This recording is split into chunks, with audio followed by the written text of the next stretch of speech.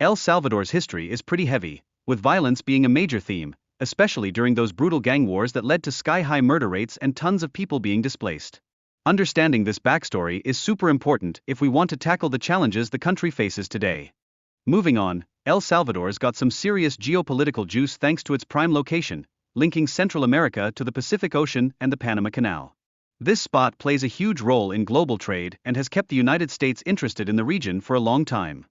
Back in the day, coffee was king in El Salvador's economy, really making a mark on its GDP during the Spanish Empire. But here's the catch: the concentration of land ownership created a big gap in wealth, leading to social unrest and stability issues.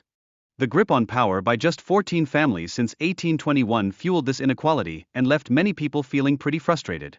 This situation didn't change until the military dictatorship made its debut in the 1930s, shaking things up even more. The civil war that raged on until 1992 brought about a ton of heartbreak, casualties, and displacement. This chaos created the perfect storm for gangs like MS-13 to take root, especially since many gang members were sent back to El Salvador after the war. After the Civil War, the economy and institutions pretty much crumbled, which let gangs step in and take advantage of the situation. They ramped up their influence through violence and extorting local businesses, making life tough for many.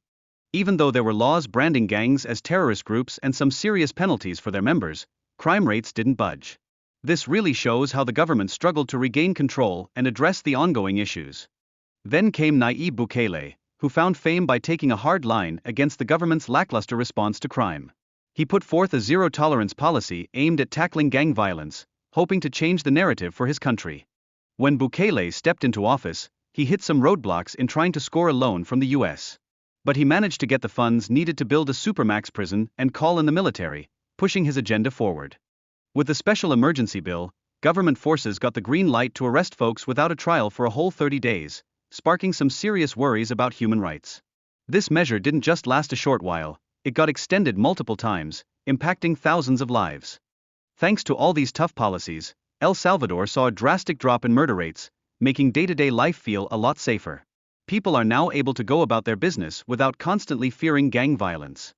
Even with President Bukele's skyrocketing approval ratings, the way he's consolidating power has raised some eyebrows regarding accountability and future governance. Analysts are cautioning that this unchecked authority might come back to haunt the country down the line.